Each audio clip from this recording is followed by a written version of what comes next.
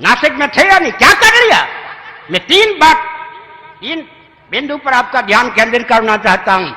भगवान शंकराचार्य के बाद के 4 शंकराचार्यों ने जब देखा कि खानदानी क्षत्रिय दिशाहीन हो गए हैं, सनातन मान बिंदुओं की रक्षा के लिए उन्होंने नागा सैनिक को उद्भाषित किया।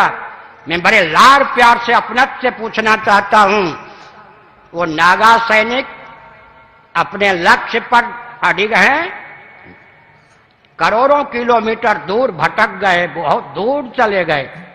अब भटकने का ज्ञान होने पर भी सही मार्ग पर आना नहीं चाहते। एक हमारे सैनिक कौन, खानदानी क्षत्रिय तो दिशाहीन हो गए, वैकल्पिक क्षत्रिय के रूप में मान 4 शंकराचार्यों ने अखाड़ा परिषद नागा सैनिक को उद्भाषित किया।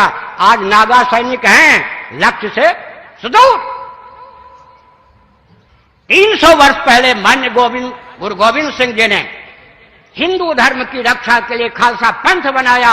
आज लाखों की संख्या में विश्व में सिख हैं, सैनिक हैं, लेकिन सनातन मान बिंदु की रक्षा के लिए नहीं है। दूसरे सैनिक भी हमारे साथ नहीं। तीसरे सैनिक हेडगेवार जी ने आरएसएस को स्थापित किया, एक दल का प्रचारक बनकर आरएसएस रह गया।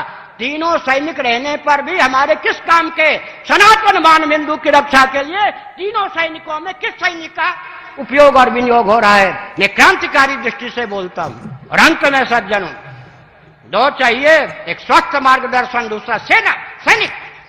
नीचे से लीजिए समर्थ रामदास तो शिवाजी, दोनों चाहिए या नहीं?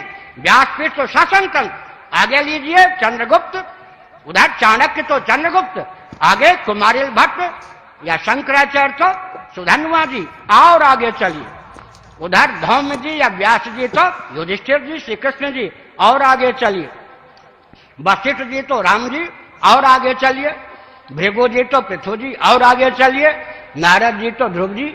दूसरा कहां है? हम आप जो हैं वो तो समर्थ रामदास जी से लेकर नारद जी की भूमिका प्रस्तुत कर सकते हैं ना, दूसरे की कमी दूर कीजिए ना। हम अहिंसा के पक्षधर हैं, लेकिन बौद्धों की झूठी अहिंसा ने देश को गर्त में डाल दिया, गांधी जी की झूठी अहिंसा ने भारत को गर्त में डाल दिया। हम छात्र सेना, छात्र संघ के समय छात्र बल के पक्षधर हैं। अरे राजनीति का अर्थ होता है छात्र धर्म। राजनीति और राजधर्म पर्यायवाचक हैं या नहीं? उसका एक नाम होता है दंड नीति, उसका एक नाम होता है अर्थनीति। एक उदाहरण देता हूं, सुनिए, ये भूलदंड है या नहीं? इनसे हम हवन भी करते हैं, लिखते भी हैं, गणानान्त्वा ऐसा घन पाठ आदि भी, वेद का उच्चारण भी करते हैं, भोजन भी करते हैं, तैरने में भी इसका उपयोग होता है, चलने में भी उपयोग होता है। ऐसे बिना हाथ के चलने वाले की स्थिति क्या होती है? हर व्यक्ति जानता है इसके द्वारा लेखन कार्य का संपादन हो रहा हो या यज्ञ का संपादन हो रहा है या भोजन की निष्पत्ति हो रही हो, ये सेना है। सेना हर व्यक्ति को मालूम है या नहीं? ज्यादा उधर किया तो ये चांटे का रूप धारण कर सकता है, और ज्यादा किया तो मुष्टिका का रूप धारण कर सकता है, और कहीं अठलाए तो तीर धनुष को धारण कर सकता है, और कहीं मचल गए तो गन को धारण कर सकता है, रिवॉल्वर को धारण कर सकता है। ये अपने आप में छात्र धर्म है या नहीं? क्षत्रिय है या नहीं? गाढ़ी नींद में बुद्धि सो जाती है, बुद्धिपूर्वक अज्ञान का प्रश्न ही नहीं उठता, लेकिन मच्छर काटने आ जाए तो छात्र धर्म का निर्वाह करने के लिए भुजदंड अपने आप उठता है या नहीं? परंपरा प्राप्त निसर्ग सिद्ध संस्कार संवेद या भुजदंड अपने आप पहुंच जाता है। मच्छर चपेट में आ जाए तो उसका कचूमर निकल जाता है, और भाग जाए तो कम से कम इसके द्वारा खुजला लेते हैं। छात्र धर्म चाहिए। राजस्थानियों, महाराणा प्रताप का आदर्श चाहिए।